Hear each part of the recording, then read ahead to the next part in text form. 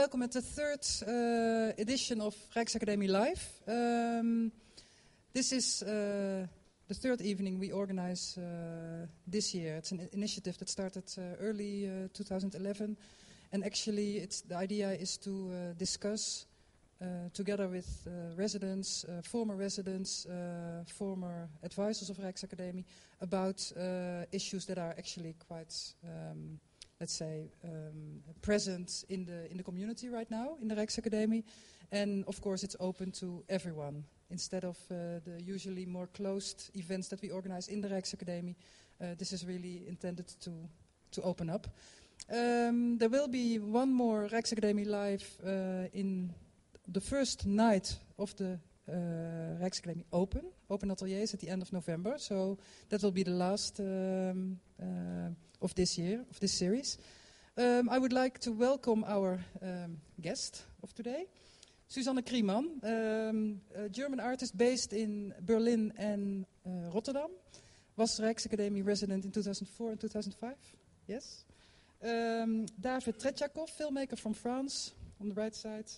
Ayman Ramadan from Egypt, who is at the moment resident in the Rijksakademie. And the last one, I'll give the word to Philippe Pirot, curator, advisor at the Rijksakademie, and also curator of the Rijksakademie Live Evenings. Philippe. Thank you so much. Everybody can hear us well? There is no echoes and everything? Okay, welcome. Thanks a lot for coming to this evening called Moving Gods Aside.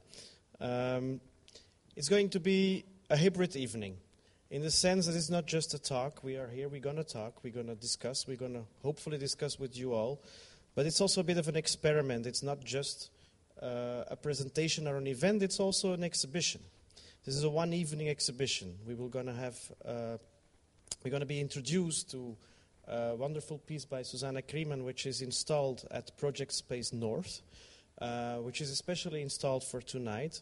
And as an exhibition maker, I'm very proud and at the same time very happy that it's possible that this type of effort is made in order to make exhibitions happen, not just events. I think that's very important. So we will have to move. We're not going to be sitting around. We're also going to move to another place, then we come back. And in between, we're going to discuss, and at a certain point, we're going to look at a movie, and afterwards, we're going to discuss again. As Martijn just said, I don't have to introduce everybody anymore, but I'll still add some words.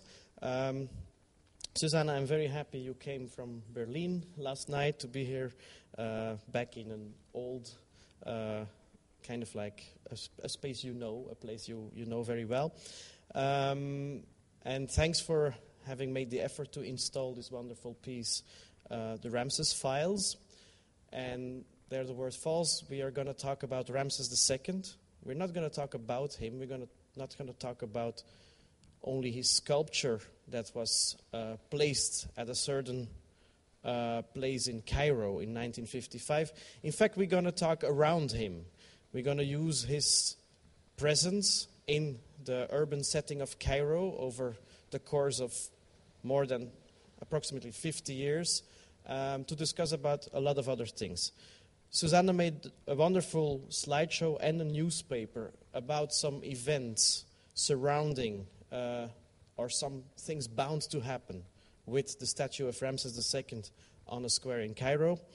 And it fits also within a lot of her work, where she deals with time, space, the anticipation of things to happen, monuments, objects that have a weird presence in our environment. Like, for example, I give one example. The German word is very long. The object that Albert Speer designed in Berlin in order to test the carrying power of the sandy grounds of Berlin in order to build Germania, which is a Schwerbelastungskörper. A Schwerbelastungskörper. The English word would be a heavy load test. It's an object that is still in the city environment, like so many objects that you study, monuments, objects with a certain charged meaning, etc. And in fact, this Ramses II statue in Cairo also is a stone object with a charged meaning, with a meaning that changed over the course of times, with a meaning that was reinstalled, as if in oral history. Working towards these two projects, one is this newspaper, the other one is the slideshow we're going to see. Susanne collaborated with Ayman Ramadan, at this moment a resident at the Rijksakademie, and wonderful to hear tonight was that Susanne told me, like, without Ayman there would have been no newspaper and no installation. So the two people that were productive towards this work are present here tonight. Because of bureaucracy, because of political restrictions, because of difficult connections, etc., it was very hard to get the information together, and I think you were extremely instrumental, and not only instrumental, but in fact almost a participant in the way the work came into being. The photographs and, like making phone calls for her in Arabic and translated the language was like, took it forever in a phone call just to bring the photographs for the magazine. Important is that in Susanne's work, I'll introduce it like that, it's all about the anticipation of an event to happen. And afterwards we will see a movie shot and directed by David Geron Tretiakoff, filmmaker from Paris, but based in Cairo, Brussels, sometimes in Sana'a in Yemen. He shot and documented the event that was bound to happen. So what is it all about? It's about Ramses II statue found in the 19th century close to Mitrahina in a temple of Ptah, or close to the temple of Ptah, lying down, a huge, enormous red granite sculpture. According to some sources, it was broken into 6 pieces. According to others, it was in 1 piece, but at least it was lacking the feet. And over the course of years, there was an enormous effort to try to restore it, to try to erect it, to try to put it straight again. But it's really an enormous, colossal thing. And it was only after Gamal Abdel Nasser, I say it right? Yeah. The kind of chased the British-backed monarch from Egypt, that the effort was made to move the statue, but also restore it and erect it into a place in the metropolitanity of Cairo. So take it away from Mitrahina, move it into the city, and erect it in front of the new Ramses station, the railway station. Maybe you can. It would be good. Okay, Ramses station is like the center of the Cairo, and that's like the main station where like everybody coming to the city has to cross this station, like from Upper Egypt, from Delta. For like the idea of like everybody get out of the station, then immediately you will see like the sculpture. It's like presenting like who you are, and it's like bravo being Egyptian, after like Gamal took the city from the King Farouk or the British. So Nasser threw out the British together with some military companions, and it was in a gesture to kind of like recuperate or reclaim a certain Egyptian proudness that he put the statue of Ramses II at that time Midan Ramses, the square, Ramses Square, in front of the railway station. There are even reports that, of course, there is this obvious kind of connection between the old pharaoh, the sculpture of the pharaoh, and the new president. That was for obvious reasons, that he wanted to make this connection to that the Republican president was alike the old pharaoh, and he even claimed to certain sources physical resemblance with Ramses II. And interestingly, what you told me today was that people were talking about the man, but the man is Nasser. Yeah, like he's the one, he put the sculpture there in Ramses Square, and he presenting him. For every time people like see the square, always think of Gamal Abdel Nasser. Never think about like Mubarak or what Mubarak did. Always like have this idea of like dream story about Sadat and Gamal and the bravado of like Gamal did to the Egypt, but they never have like this idea of Mubarak or what Mubarak done. So when you move the statues, you get this kind of like, you move the story or the history with it too, away from the people, away like where it belongs. But we will come there. First, the statue was moved into the city in the 50s. And so the statue was moved out of its archaeological founding site into the city, connecting to the newfound proudness of independent Egypt, etc. And in that sense, connected to Gamal Abdel Nasser. But what happens now, or what happened recently? And that's what, in fact, Susanne made this wonderful, what would call it, a fake newspaper, a look-alike newspaper, a mock-up newspaper, which is called The Future, Ramses Files. And it's available here. It's a fiction. And maybe it's great you tell us the story kind of like preceding the coming into being of this work. Okay. When I was invited to have a residency in Cairo for 2 months, I started researching what would interest me in this city, a little bit to avoid the trap to be attracted to all the great sites that are probably waiting for me there. I started to find articles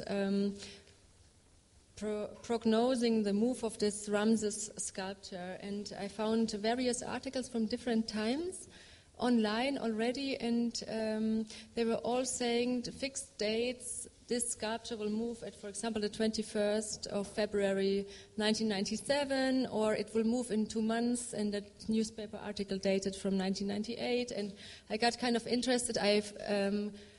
Before I went to Cairo, contact to some people. They were related to the German institutions like the Goethe House. They said, this sculpture will never move. Just relax. You can come in 1 month. It will be still there. So I thought it's already quite interesting moment that in the newspaper there is this extreme emphasis on pollution. This sculpture will be destroyed. It's the last pharaonic sculpture out of tourist kind of territory. But can we move back just a little bit in time?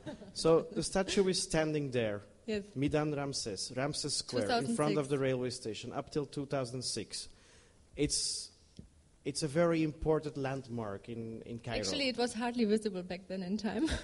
How come it was hardly visible? Because flyovers, a lot of... when you go to Midan Ramses, it's so many crazy traffic there that this sculpture, which is huge and monumental, if you would see it in an empty square, it was hardly visible. I mean, it was there, but it was as grey as the surrounding in the air, and it was just there, like kind of in an interesting way. I really loved it like it was, because it was just really part of the entire crazy urban thing that is in Cairo. But it was... people walking or one of the persons sitting in the square, not statues anymore. It's like part of the society. Part of the society.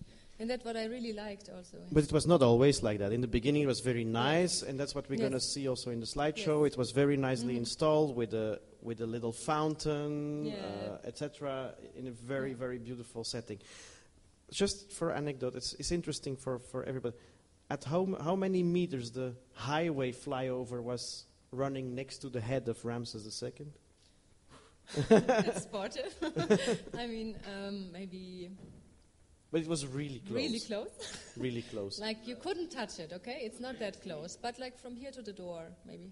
But apparently people were like stopping on the highway to take pictures? Yes, they did. Yeah. But there's also a replica which was used for wedding photos. Yeah, like that's the idea, like also the statue start to be like something into society. Every time the couple get married, they run to the sculpture and take photographs outside or like front of the Ramses statues. But then, when it became so ugly, then they did a replica just near the airport, and that is it's really amazing because it's a green place in the middle of a 6-lane highway, and you see these people on the white dresses running when there's no car, like then they're in the middle, then there is the sculpture, they take the picture and they run back, and it's completely amazing. But this means it was a very important kind of presence in Cairo. It's in the center, in the urban center, in a place where approximately 800,000 people come in and out today, that place, it's really like the central railway station, etc. Yeah, it's a bit complicated. But then coming back to the newspaper. At a certain moment there is rumors and talks, and that's what it's all about now, about a new move of the sculpture away from Ramses Square. Yeah, but I didn't know what happened a few months after I published the sculpture. But what I did is I collected English newspaper articles and Egyptian newspaper articles, and I translating them the other way around. So it is an English and Arab newspaper, which shows about 15 articles that proposed the move of the sculpture between 1997 and 2006. Were kind of in looping, reading all these different articles on the same story with the different times and the different setups of the journalist. You can get a kind of interesting image, not about the sculpture itself, but about how the time looked at this sculpture, but also how the politicians liked to promote why the sculpture should move now. I mean, the prime issue, I think, is that it should become like almost all other pharaonic sculptures in Cairo, at least, tourist, part of the tourist flow. And somehow I found it very interesting to collect these articles, and also at the same time, so that's why Ayman and I, we were really completely linked. I had a mobile phone, and whenever I needed to take a taxi to find the Al-Ahram newspaper, I visited to get some photo archives and to find out if these articles are really based on true stories or on really researched things, or if they're just really fictionalizing the whole thing. I don't speak Arab, unfortunately, so I'm an... But this idea of fictionalizing was very important. It was also very towards important, yeah. Also about...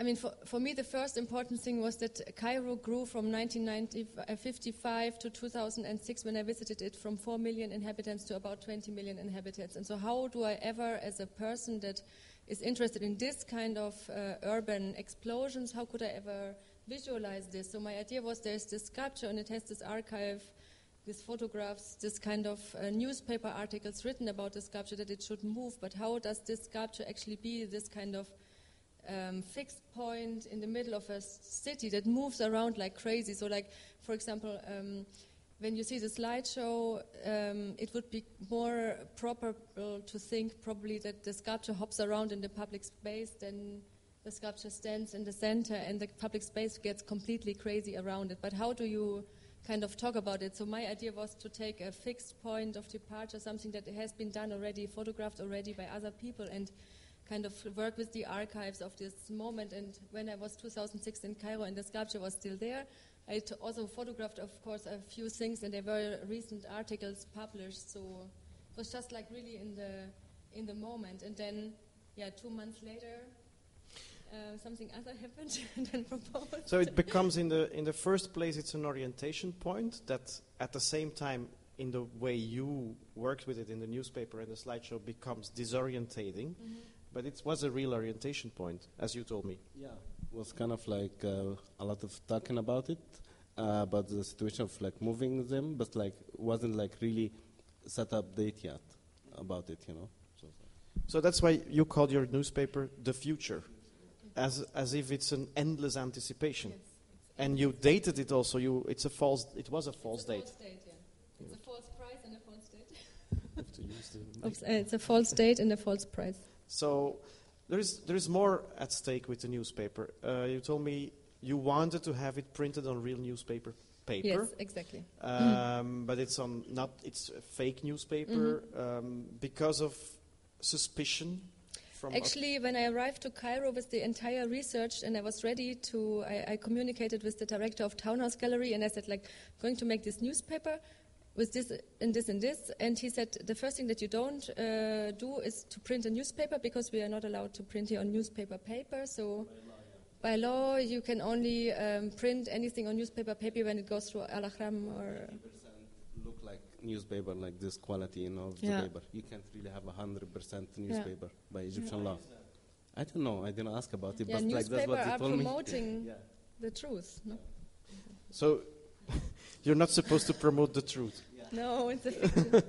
Anyway, so the File Club, the designers of Cairo that I worked with back then in time, and me together, we came up with this thing that I don't like so much a fake, that the people really are getting into this slippery eyes of, oh, this is a newspaper, so we decamouflage that it's not a newspaper just right on the first page by printing Ramses on white paper.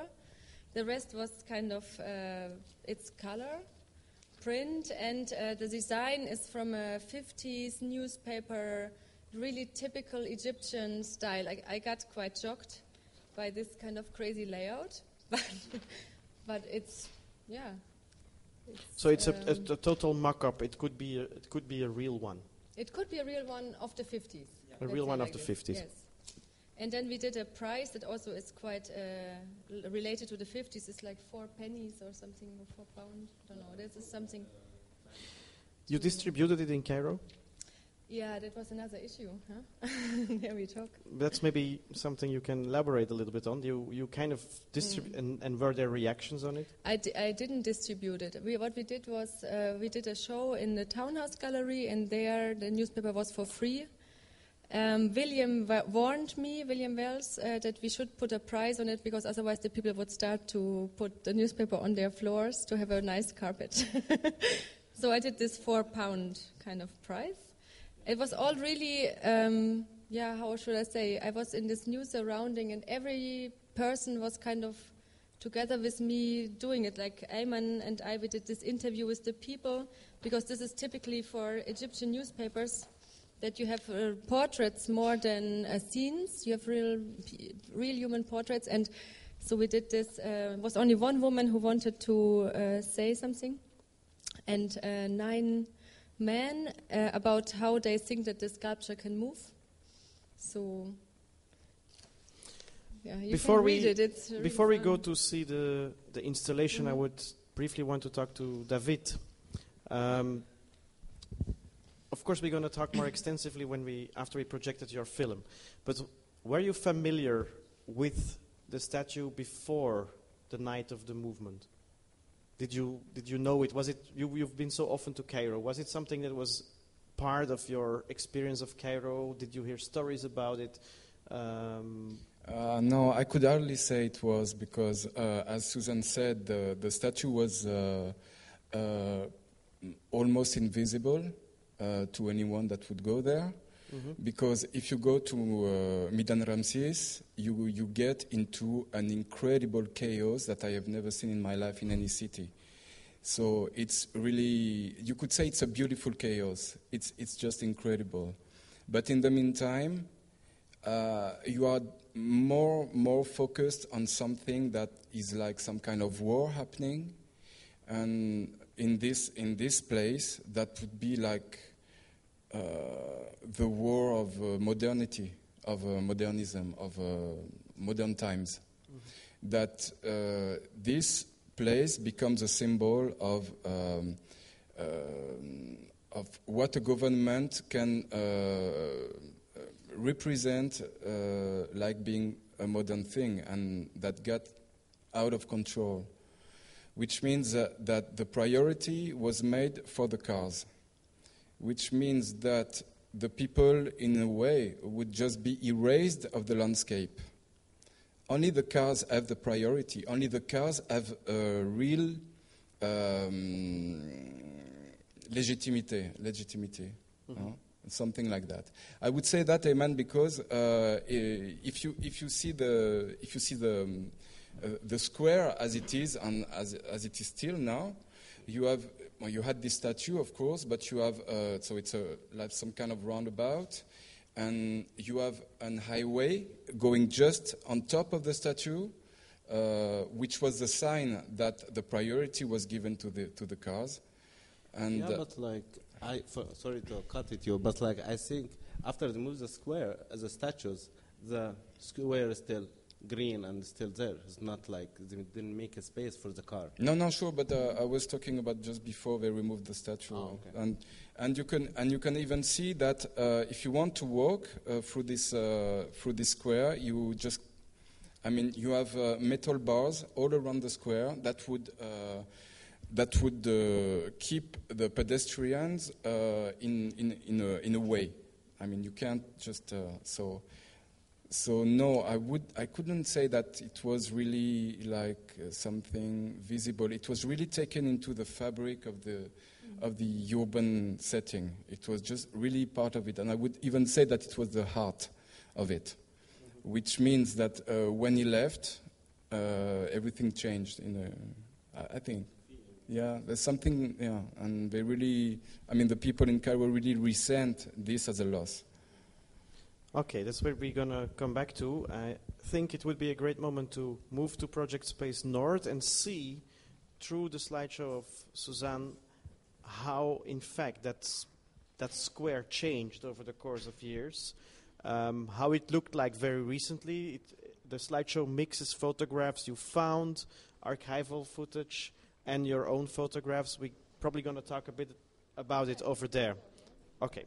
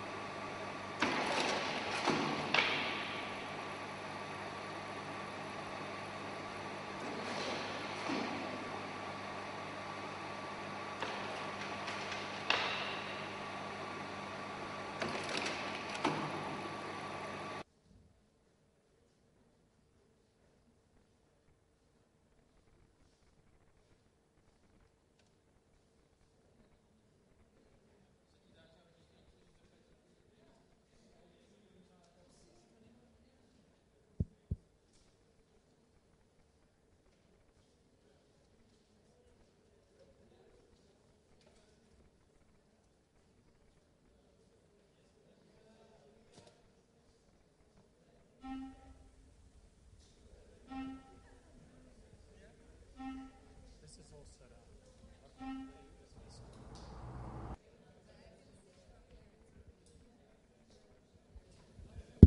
you say it in front. Sit here. And then you say.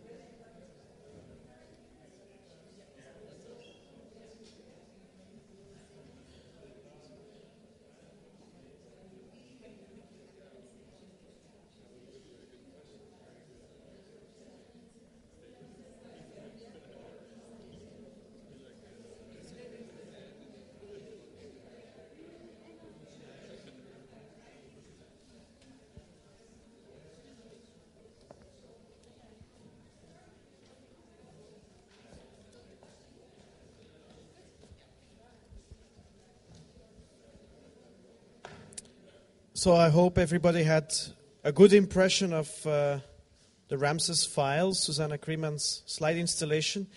I suggest for pragmatics that we now first going to look at David Guéron's movie, but I have a very interesting remark of Dina Danish, something that we missed out about the placement of the sculpture and in front of a railway station. I would like that you briefly explain that there was a very specific reason, apparently, for Nasser and his government to place it in front of the railway station.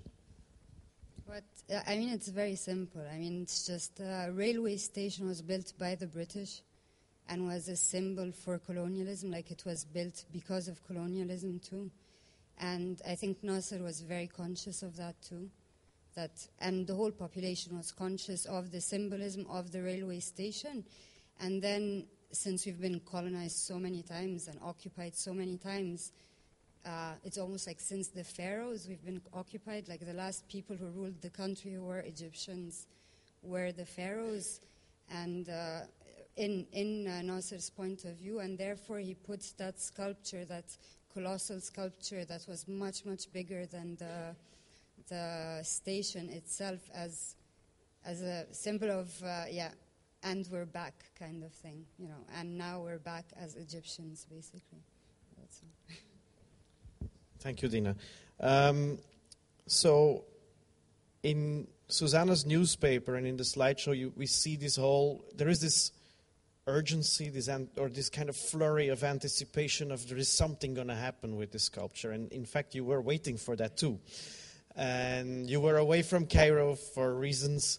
The moment finally something happened, which was announced in all these articles over the course of 10 years as next week we're going to move it out of town to Giza, where the new Egyptian museum is going to be built, is maybe one day going to be built. And the interesting thing there is that it's not this kind of official reason, conservatory arguments, etc., to kind of protect it from pollution. We will see, and we will discuss about that, and probably we see it already partly in the movie. It will come out in the reaction of the people on the streets, that the move away of this inhabitant, so to say, of central Cairo to a tourist resort is in fact also an ideological move. And that's what we're going to talk about. But first, we will have a look at A God Passing by David Guéron Tretiakoff.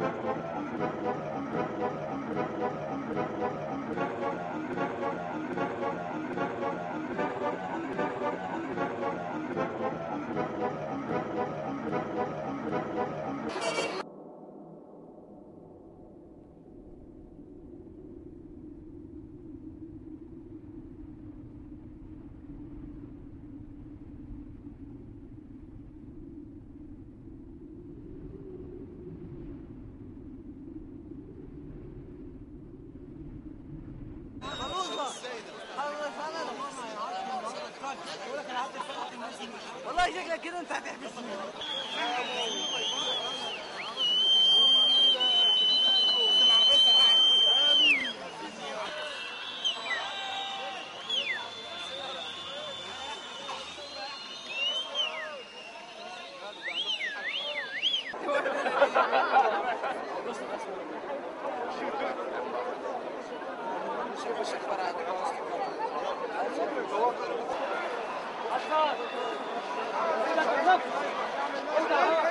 خليك ايوه عشان يتحصل لنا بقى. والله الناس كده. كله تخش في ده، كله تخش في ده.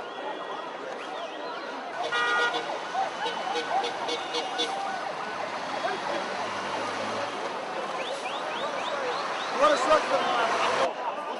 لو سمحتوا.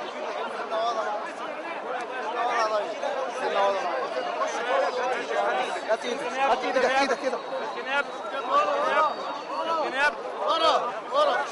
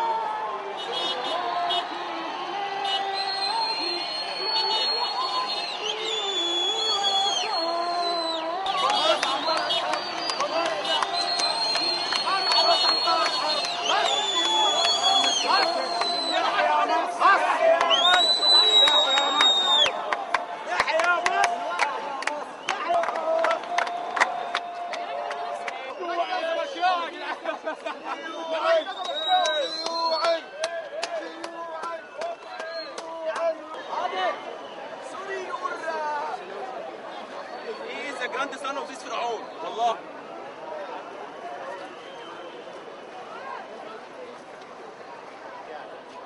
هل احنا نستحق ان نكون احفاد فراعنه فعلا؟ 70 مليون مصري من اصول فراعنه مستعبدين بيحكمهم فرد واحد. جيب لي في مصر في حريه، عندك 18,000 معتقل في سجون مصر ما خرجوش. الامم المتحده بعتت لمجلس الشعب في مصر قالوا له قانون السلطه القضائيه لا يستحق حتى ممارسته مع الحيوانات. بس هو حتى الملك ده ما كانش عظيم ولا حاجه. لا فرعون موسى، انا معترف ان فرعون موسى انا مسلم. لا دي قضيه تاني. لا يا عم مين اللي قال؟ ومين اللي ما قالش؟ ومين اللي ما قالش؟ انت من يوم من الايام انا اقول لك ده مش فرعون موسى. مين انت بتقول لي؟ انا هقول لك اذا كان كل عشان ده مراته نفرتاري، تاني مراته اسيا. على فكره اسمع اللي بقول لك عليه. اللي بيبحث عن اثار مصر كلها فرنسيين واجانب.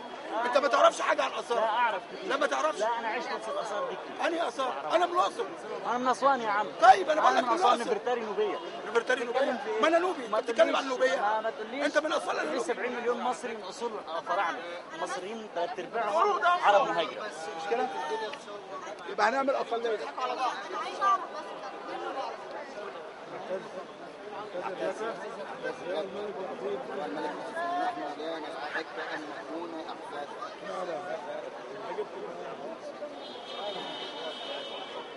حضرتك مين؟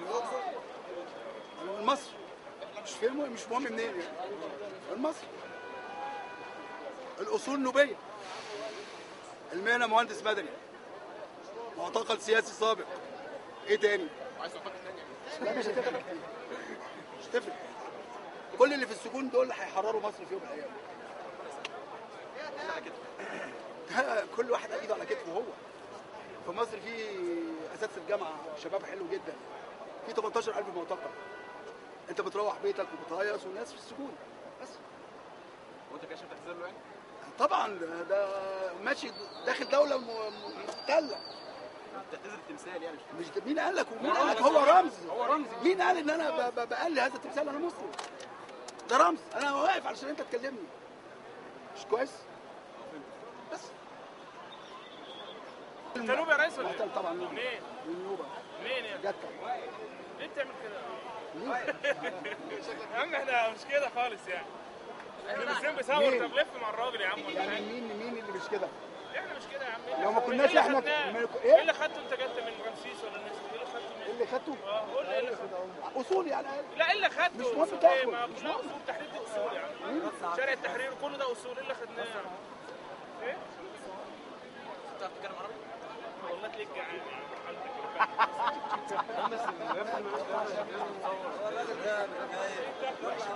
لا مش وحشه بس يعني ليه طيب؟ ليش نمشي قدام الناس يعني؟ اوريدي خلاص حرر بلدك ونظفها. انت محب لمصر؟ طبعا يعني. امسك مكنسه ونظف شوارع مصر. انت وطني. لا مش لازم. افهم اللي بقوله لك مع احترامي، انا بحترم رايك. امسك مكنسه ونظف شوارع مصر واطلع طالب النظام ان مصر تبقى فيها حريه زي اليهود. ساعتها انا هصدق كلامك. احنا مش بنحب بلدنا كده. لما بيكون في عمليه جراحيه لازم تستأصل المرض. بلدك مستقبلك. صح. الفرق بين البلد، الفرق ان في ناس انا زيك. لا هم شويه قد كده، هم شويه قد كده بيتسجنوا وبيطلعوا غير الاسلاميين. الاسلاميين دول يعني حاجه ثانيه. بعد اذنكم بس عشان القعده مطوله معاها شويه يعني معلش.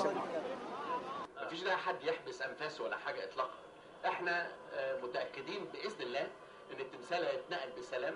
وعايز اقول ان يمكن اول مره المصريين بيقوموا بعمل قبل كده اثار ابو سمبل واثار فيلة قام بها اجانب. النهارده احنا الميدان هيفضل اسمه رمسيس، لكن احنا هنروح المتحف الكبير هنشوف ان هذا التمثال بقى جزء من المتحف نفسه. بنقف قدامه بنلاقي مكان بعيد عن التلوث تماما، الانوار هتبقى عليه.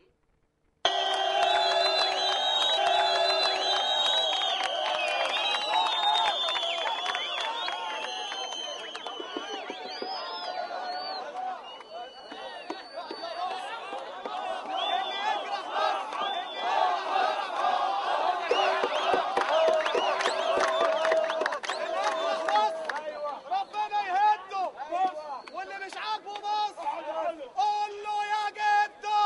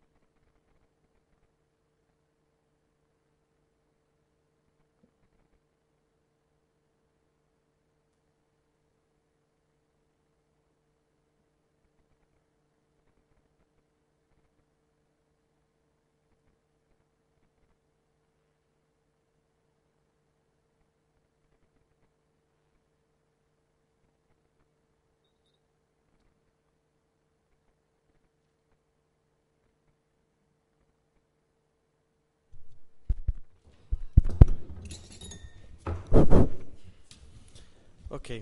I hope we won't only discuss amongst each other. I hope we will be joined very soon by all of you. A very interesting thing, and maybe to start with, is the second part of the movie has kind of two parts, and the second part of the movie is characterized by a big sense of loss. It is as if Cairo lost something. It's as if the city lost a soul, lost a spirit. Yeah. You were there also. Yeah, and this Take closer. half the night, like the second half, actually, not the first half. The first half, I was arrested. You were? Yeah, I get arrested. Because? She asked me to film it. Then I get fighted. You were filming it too? Yeah, for Susanne. And you were arrested? Yeah, in Why? the first half. And why you weren't arrested?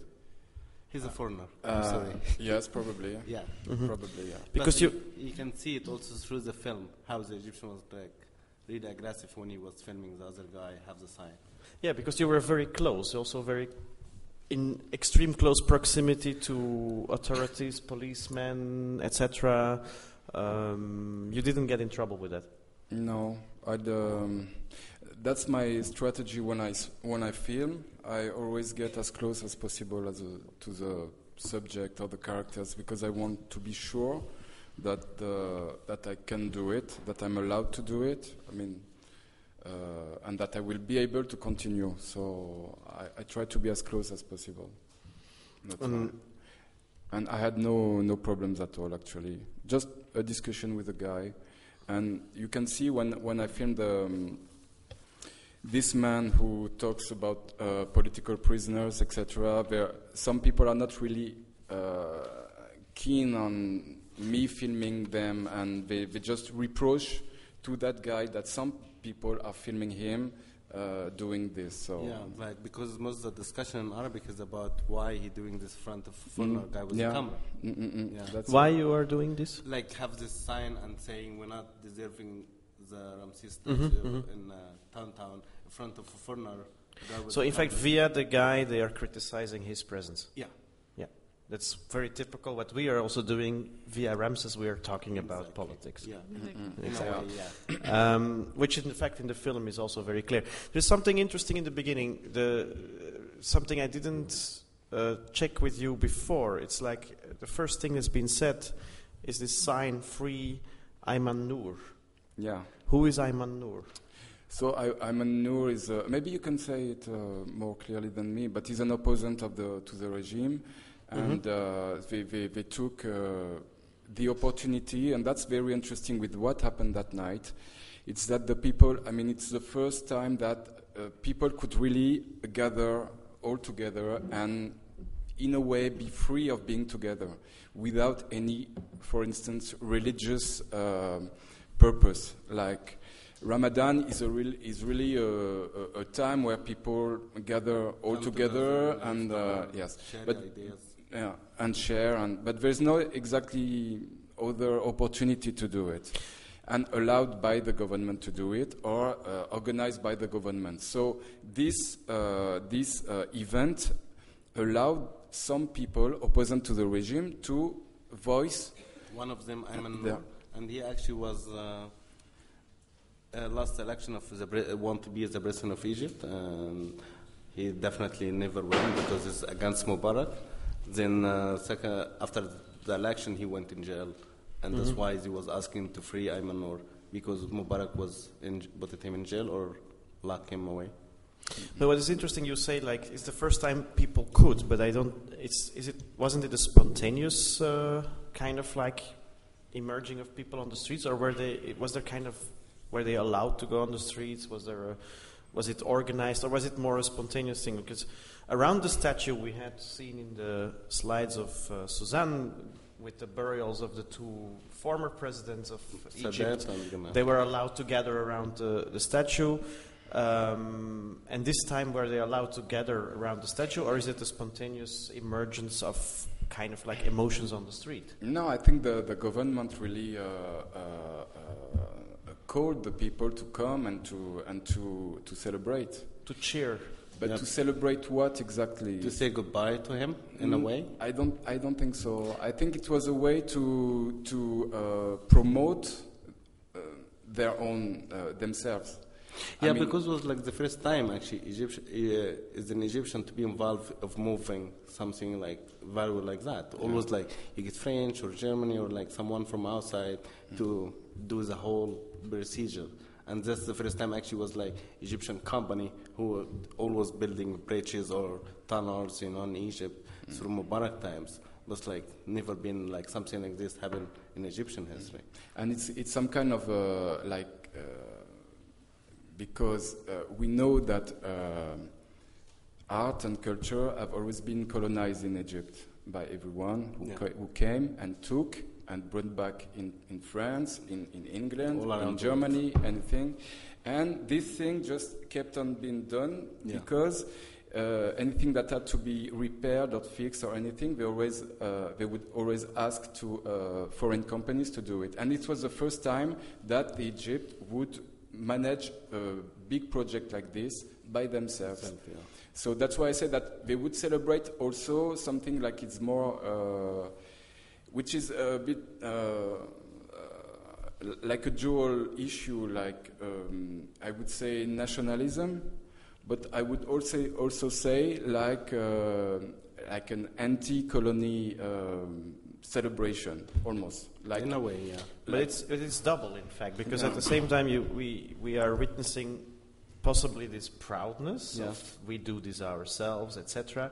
But what happens is they take away a symbol of a symbol of proudness in the city and move it outside of the town. And also, like, you see how many police was around it. If you really don't get close, they actually like more police than the people actually in the street in the time.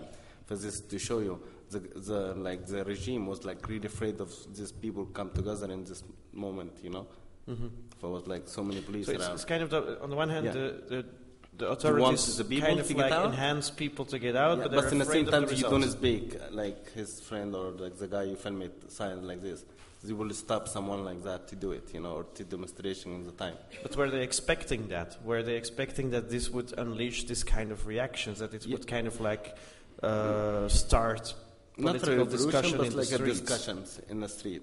Yeah, in a way, they really was afraid to have a discussion of people who start talk about it. Because like Susanne said before, was like so many discussion about the movement of the statues. We will or not, how much it will cost, our Egyptian company will willing to do it, or we get foreigner. For us have so many discussion already before the movement. In the time of movement, they afraid something to happen, to mess it up, and would be really look bad in front of the whole. But they discuss. I think there's something quite interesting also reacting to what you, sorry, I forgot your name. Dina said before, because when the sculpture was put into the space, it was a clear sign of Nasser, how the future of Egypt would relate to colonial history. And then I would almost say that the new movement of the sculpture, which is like closing a circle, is maybe not to colonial history, but maybe a very Janus-headed notion of the people to who do we resist to, actually. Yeah, because of course it's Nasser and Sadat and Mubarak, they are kind of in one row. Alongside this sculpture standing there, and however, if it was a symbol of the people or not, it was not exactly meant as a symbol of the people when it was put there, but it was a true political manifestation, and it was not really for the people. It became, of course, part of Cairo Central Square, but I think in your movie it's quite interesting how you point out that this sculpture is getting a new identity, actually. It's getting a new identity, and it looks at some second phase of from who should we actually get liberated, because it's truly, we know pharaonic sculpture from colonial history because we have them plenty of here and in Europe, but and that was also my motivation to look exactly at this sculpture, because it's some kind of Twitter thing between the one which is in the museum and the other which is in Europe.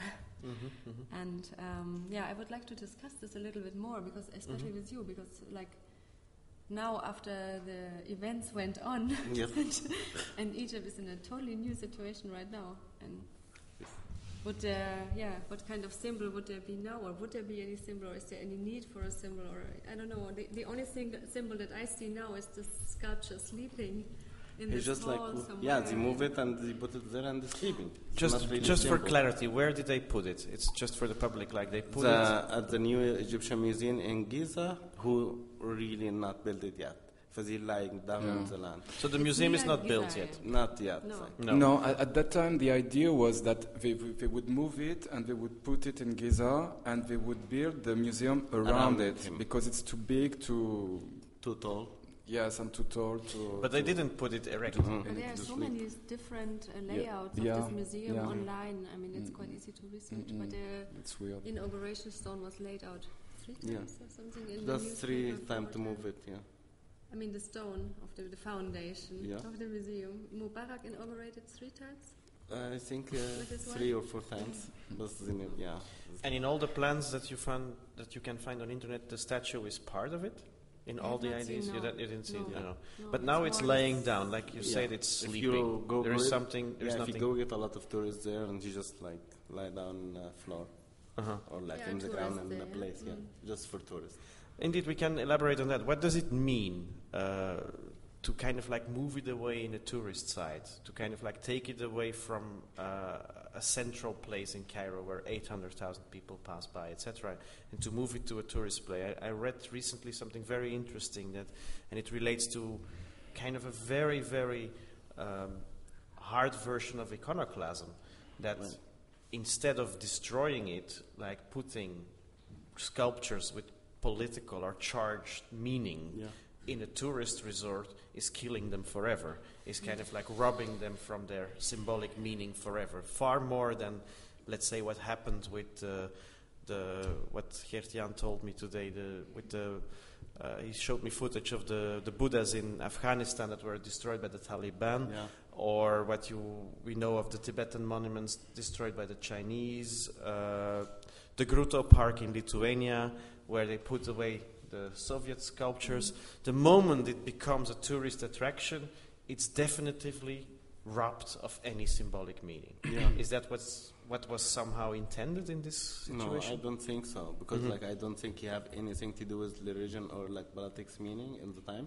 I don't think so. I think it's just that day. It's like a tourist piece anyway, and it's just to do with like Musa, pharaoh of the pharaoh, or from Musa's story, like how the water open and the whole story of the Bible. That's how they do it with it, but not really like affect like what Taliban did or with the other statues. No. It's just always about like is an Egyptian way of thinking, always about terrorism or like something for tourists. It's not about politics message about it or anything. We have to.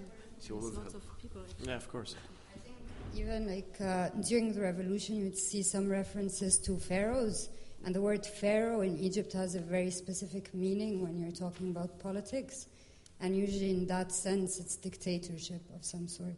So that's also important to notice, also in the people, and the fact that this guy is claiming that we are not as good as how we used to be, and that we're not your ancestors or something.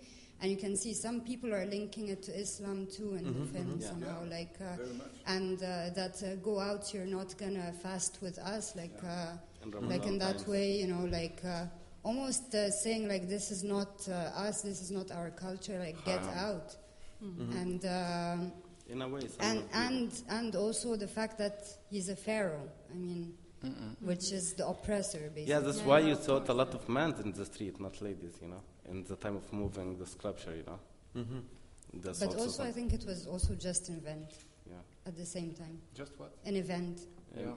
Like no, it was an event, that's for sure, but the thing is that it brought back many issues and many questions, I mean, in the street, and you can see that from just a piece of art, this statue became the symbol of many, many things, like political symbol, economical symbol, religious symbol, and everything. It was just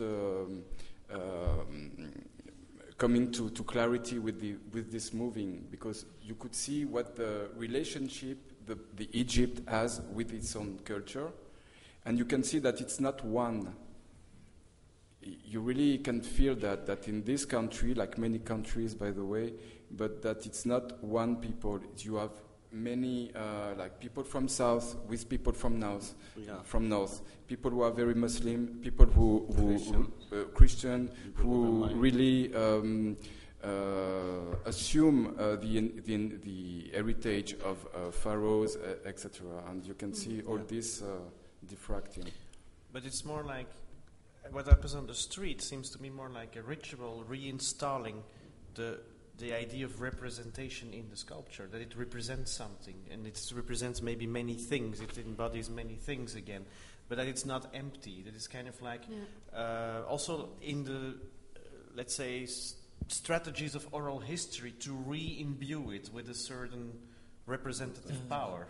But that is not clear who can claim that power. And in the film, it seems that it's negotiated whether the people can claim that power or not. Some say it go away, you're not going to fast with us, but others say like, this is not a false idol. The real false idols is our president. You know, like it's a very interesting way to say the real false idol, the Sanam.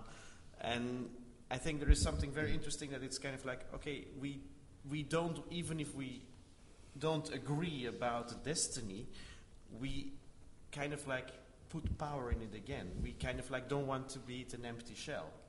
Yeah. That's quite an interesting thing. Sorry. Sorry. It was a kind of notion of also what you said about Afghanistan and also about the different peoples or something. I thought it was interesting when you saw the statue moving that they really placed symbols, like ancient symbols, on the wooden structure that they were painted it. And the funny thing that I saw that they also placed the sun disk on it. And I don't know, the sun disk was once the only god in Egypt, replaced by Akhenaton, also a pharaoh. But I thought it was interesting, like that kind of idea that you can just also change the iconography of the image, and then not only by locating it to like a tourist area, but just like an installment of like a new image, like a new shape or a new idea to talk about it. What actually was also done a lot in historical times. So that was just something. You mean you talk about the kind of symbols that are printed on the screen, the carriage machine, etc. But is it not? I don't know. Is it not just a kind of fact that it's the Institute of Antiquities that move the sculpture and they put in fact their labor? The labor or the they're kind of like, and this was the symbol of pharaonic flowers growing up in the river, around the river, and they're like really annoying in the time of 5,000 years ago. But you really have like that sun disk thing, and I thought it was really interesting. I think that's the design of the company who did move the. But it's called it doesn't matter what it is, but it just made me think about that, like how even in ancient times now you can just assimilate something, and it's what you just said about location or something. I thought it was also interesting, like just how you describe it with a word or something, or just how you define it, how to talk about it. Maybe it's interesting here to point out that before Ramses' sculpture was moved to Ramses Square, there was another sculpture at the square, which is something that we probably would think of or more modern. It's in the style of Egyptomania. It's the official term for art historians. There was the woman that represents Egypt. The allegory. An allegory, and it was moved before Ramses was moved there to the university. And this plays really a lot with this kind of references, pharaonic references, but in a completely different style. Yeah, Mahmoud Mukhtar sculpture, and move outside the Egyptian university. What's the name of the artist? Mahmoud Mukhtar. Mokhtar. And he have his own museum in Cairo also? He has now his own museum. Yeah, like and maybe I'm mistaken. Is that the same guy that restored the feet? No. I don't think so. No, It's the name of the feet. I'm gonna get it. Okay. But there is another question. Maybe we can move. Ahmed Yusuf. Kijk maar. Ahmed Yusuf. About the movie, somehow it reminded me of the opening scene of 2001: Space Odyssey. I mean, I don't want to make the comparison that Egyptians are monkeys or anything, but somehow there is this kind of a profane feeling about that, about that sculpture and this monolith in the opening scene of 2001, and also like the sound and everything. It became very kind of. There is like a sci-fi thing. Yeah, there is something. I mean, because you were saying that there were two halves. And I think actually that it started already halfway moving this change, and I don't know. I was just wondering if this was a deliberate choice to somehow make that reference to that movie, or if I'm the only one seeing this. No, not at all. But still, I did the edited myself. I edited it myself, and I was when I was filming this event, I very quickly realized that I was not interested in Ramses at all. Not at all, but I mean, what was happening around and with the people and the impact of the event on the people was more what I was looking for. But then I had this footage of Ramses coming along the buildings, and so I decided to show it finally at the second half of the movie, and to mute everything around him, like having this. I mean, I'm not. I don't know. I'm not sure. It's like everything that we heard before was shut down. Like all the talking was shut down. It's like, I'm not sure Mubarak heard what the people had to say. I'm not sure that God can really hear us at any time. I'm not sure that talking so much brings clarity or brings any kind of solutions necessarily.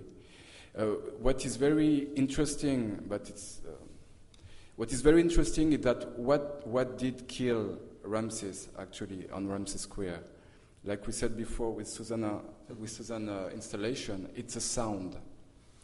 The sound and the vibrations of the cars, the vibration of the horns that keeps playing all the time, all night and all day.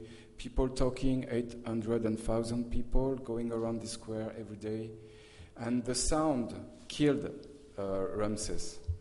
So I wanted to shut everything, and he's so tall. He's above everything. He's God. He's a representation of God. So, and it allowed me to give this feeling also of loss that I really could feel with the people there at that time. They were like kind of sad that he was leaving. So that's why. Sorry.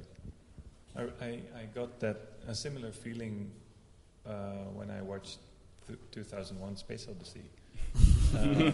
I mean, somehow it's also this idea of some kind of mythical thing going on you don't understand, and I think I don't know, but this maybe it's also kind of completely.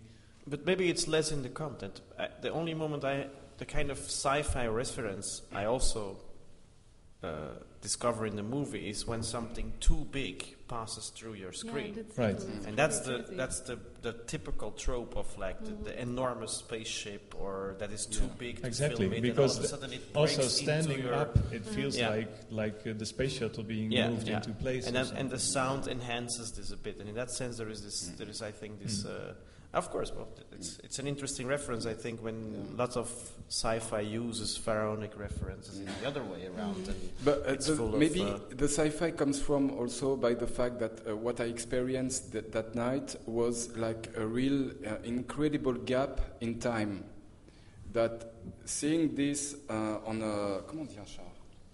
On a chariot, on a chariot, on a car, like on a flatbed truck, on trucks carried carried by trucks. It was like coming back 1,000 years ago. You really experienced that, you know. But there's this interesting thing again that for 1,000 years ago, people believed statues were imbued with life. Yeah. By moving it, it suggests that the statue is imbued with life again. But at the same time, moving by human beings, it suggests also that it's just an image you can carry and move and place and install where you want and move into the museum. So there's this very interesting negotiation of a certain animism in the movement of this sculpture. How much this statue, and also how the people relate to it, is somehow they know better that it's just a stone sculpture, an image that is being moved by human beings, but they talk to it. And they kind of like, it's like the one person said, why are you talking to a statue? Suspicious that he was violating Muslim rules. Muslim law, yeah. Because like, if you told me it's God, I would say no, it's not God, it's just a statues. It's just like 5,000 old or 3,000 years old. I will kind of relate into it in a person situation, but not as a God, not like in a big image like everybody else see it. You know, if I would like have disagree about that. Anyway.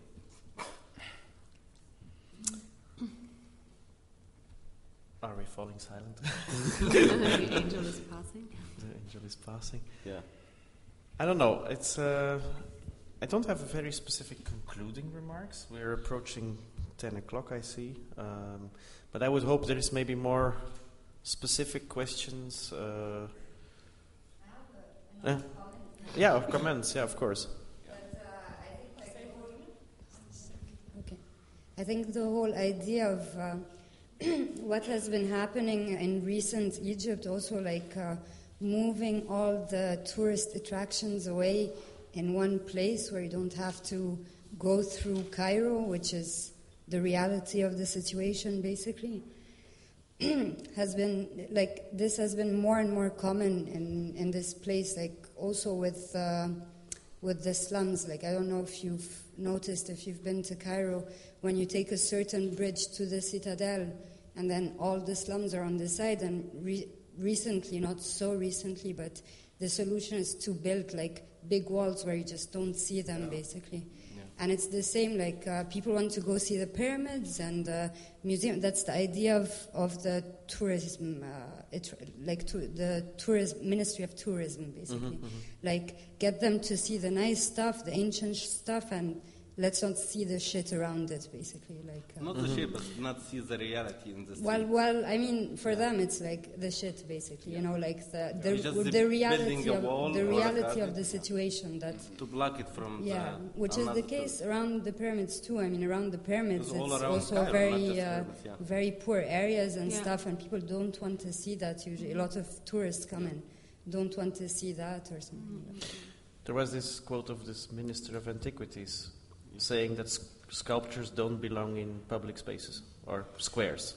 Someone spoke something like, he said if the Ramses statue is built, he would say, thank you so much for moving me away from the square. This is in my newspaper. Yeah? I actually read it online too, you know. It's just like... You found it for me for sure. Don't worry, it's your source. Yeah, the idea of like, he say, if the Ramses statue... we can translate for all of us. It's too small. It says to Mubarak, okay. Yeah, like... Here's the picture. So Ramses talking to Mubarak. And to Mubarak. It's like an idea of like if he spoke, he would like ask him to move it away from this very noisy square. Yeah, to somewhere quiet. And he really now after they move it, he's really thankful for what they did to him, to movement. And he thanks away. Mubarak Yeah. for that. Okay. And So- Mubarak has sunglasses. Yeah, because it's too sunny for him. Otherwise, it's not Mubarak. Yeah, because he always has this photograph with like his sunglasses. Mhm. Yeah. Maybe as a conclusive question, I would like to ask, and also Dina, was this what happened that night on the streets? Was it, or is that really too overtold? Was it a premonition, some kind of pre-exercise of what happened later, recently on Tahrir Square? I think you can compare it to football somehow. You can compare to football, like rather than to the revolution. But it's very close actually. I mean, winning the Africa Cup. I remember seeing that from my house on the 10th floor, and it looked very, very similar to the revolution actually. I mean, it was less peaceful, if anything. I mean, less peaceful from the people, but I mean, it was. I mean, it's strategic as well from the government that like. Let them express themselves in things that are not important, so to say. Let them express themselves in football, and then they'll feel free and that they can go on the street and stuff. But actually, in my opinion, it was a bit of an exercise to what has actually happened now. I agree with that. Like, we just say, like, was the first time in 20 years this much people came together in the Cairo street and kind of like they feel free to talk about the statues or the movement or the kind of corruption government, they pay so much money in that. For it was kind of like the first time to actually start talk and feel like you can continue doing that.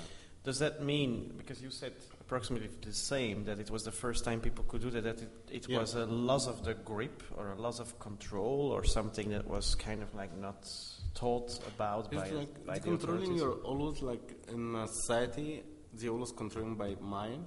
Like you really can't speak because state police somewhere watching you or like hearing you. For this was kind of first time nobody know who is talking. For everybody was kind of get what he has inside out, you know, or sending his message. But I don't know if the government is so scared of that big events with people being together, because what is really astonishing in Egypt, for instance, but I could say in Yemen it's the same. It works approximately the same. It's the capacity of the people to the self-censorship. I mean, we don't really need cops and police, etc., as the people are already into censorship mind. That if someone does something wrong in the street, the police won't come. It will probably and possibly if someone is around, but the people will come and say it's wrong. Or they will stop themselves from doing something that is said wrong by the government because it's the cops in the head syndrome. Yes, exactly. Yeah. That's it's very clear in your video. I mean, that's quite typical that one guy stands there, kind of causes some sort of a problem because he's speaking up his opinion, and people just freak out because we were brought up to be scared of like voicing our opinions like that in public. So it's like shut up, you know. Yeah, that's why. Because some people said it was this film is like a premonition of the revolution, but I don't think so, because this is not what is appearing. Someone is talking, but one guy against everyone. 30 million in the city, you know. Yes, that's why I was very surprised about the movement in Egypt, because it came so you know, I come so on the fast. 20th of January here, and I never thought revolution will ever happen in Egypt. Of course. You know, 5 days before it started, and I was talking to people in the street. Exactly. They're like, no, the government have in jail to put the 80 million of the country inside. Actually, it was a big surprise what happened on 25th to everybody.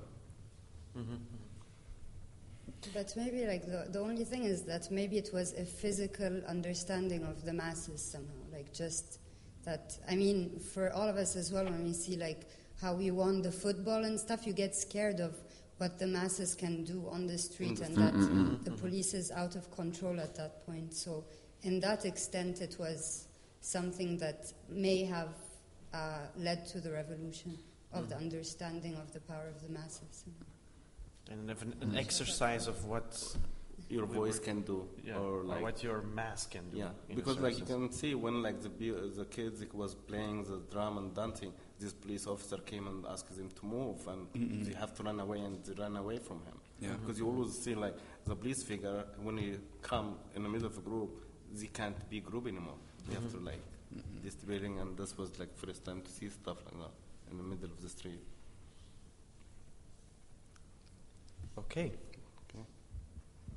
Are there more comments, questions, remarks, ideas? Okay, I hope. Yes, there's one more.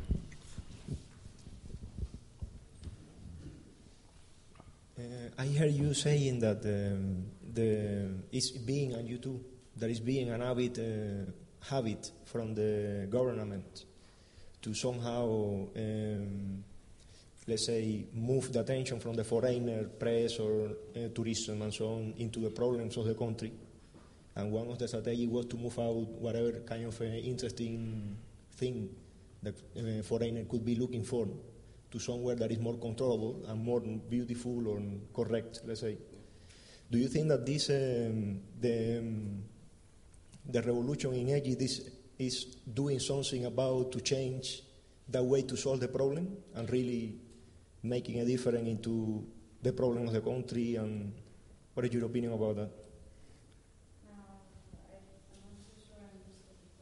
I will try again. A revolution happened in a country, right? Egypt is being mentioned that people got tired and conscious that they could change things, or at least that they didn't want to go on how things were going, right? And I heard also from a visit that the Rijksakademie did to Egypt in the past. Last year. Yeah, last year, exactly. Yeah. That exactly what you say, no? That in a way to see the beautiful part of Egypt, you were able to see crazy, surreal, poor, miserable, abandoned kind of neighborhoods full of, crap. And really unhealthily, the contracts, But as you say, the government, the Minister of Tourism, one of the strategies that was following, the Minister of Tourism, one of the strategic that they were following was to build walls that prevent tourists to see the whole situation, how it was going, This situation, do you think that it's going to find any solution with the new Egypt, if it's possible to say such a thing, after the revolution? There is anything going on in the country that is changing the dynamic of just covering the crap instead to solve the crap? Because I believe that perhaps this is something that could be also a question that all the people here in the room has, no? Because we are talking about revolution and we are using a pretext of a... but we're not really talking about the revolution here, because the revolution is not finished yet. Okay. This is right. Well, but in a way, I feel that the film that you are showing now, looking in the past. Now looking to the past, for instance, the images of these young people using their mobile, being aware that they can document something that is happening, and later, and with all the intention, documenting this to share it with somebody else, are all strategies that were kind of like an exercise in that thing, and later use it in internet and in order to grow into legitimacy of the whole movement, no? So it's true, we are not talking about the revolution in here, but there are here people from Egypt, like you or like you, that perhaps has an opinion that could share it with us that are not from Egypt and could be buying the wrong information from, the let's say, the press or whoever. Do you have any opinion about that? Do you think that the revolution that you say that is in process could manage to... I can't really give you a straight answer about that, because for me, I hope this revolution to change all of that, what Mubarak did in the last 30 years, and all this corruption can change. But right now, I really don't know if this is going to change or not. For the situation we're in this week, the same power, the same regime, all the system is still there. It didn't change yet. So maybe Dina has something else. No, I don't really have an answer to that because we don't know. But in addition to that, I don't think it was just about tourists to move all of that, because it was also for rich people, basically. Like all the parts that developed outside of Cairo, where basically you take the highway, you have walls, you don't get to see Cairo and all the crap in Cairo. You just go straight to your castle. Or and like with the hospital in Salah Salim? Like wall, the garden, and then wall. And it's then like a inside, denial of the existence of all those problems, basically. So, I mean, first thing to do to change all of this is to break the walls. But what to do afterwards, I think we know. start another very big subject matter here, and maybe I suggest we can absolutely talk about it, but maybe after conclude this this talk in public. I have two more things to add. One, there is the newspaper of Susanne, which is available at a certain price. I don't know exactly which price, but there are copies here. 4 pounds. This 4 wonderful Egyptian pounds. fake newspaper. 50 cents. Then there is, around the same subject matter, there are some issues here of Moose magazine, in which I wrote an article about both David's and Susanne's work related to the Ramses II statue. And then I would also like to invite you on the 23rd, I think, for the next Rijksakademie Live, of which we can't say it's going to be about performance. More I cannot disclose yet, as we don't know exactly which guests are going to be here. I would like to thank a lot Ayman, Susanne, and David for being here and for elucidating their projects. Thank you. And I think we still can have some drinks. Thanks, Philippe. And all our guests. Drinks are downstairs in the canteen.